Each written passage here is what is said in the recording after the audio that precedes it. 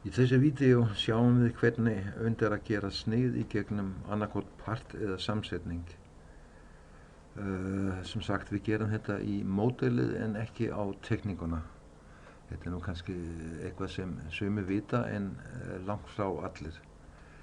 Hérna í View gardínan höfum við eitthvað sem heitir End-Section View, sem er það sem við horfum venjulega á. Við getum gert Half-Section View, 1/4 eða 1/3, eða réttar sagt 3/4. Það eru tvær leiðir. Við getum annarkvort valið til dæmis Half-Section View og valið plönin hér í brásarnum, eða það sem ég finnst auðveldara, finna sléttan flöt og hreinlega draga niður eins langt á við viljum.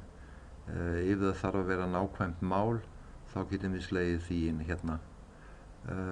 Þessi mynd getum við síðan vistað undir Representation, gert New Representation og vistað þetta hérna. Til að fara tilbaka förum við aftur upp í View borðan og smellum núna á End-Section View. Við getum sjálfsögðu gert þetta hinum megin frá líka. Velja Half-Section.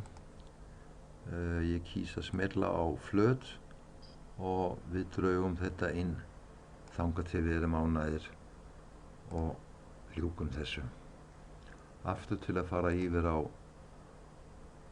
heildarmyndin, End-Section View. Sama getum við gert með til dæmis Quarter Section. Við getum dregið inn hér, haldið áfram og við getum dregið inn til dæmis hér og aftur getum við vistað þetta. Til að komast tilbaka, opna fléttugardínan og smella á End-Section View. Takk ykkur fyrir.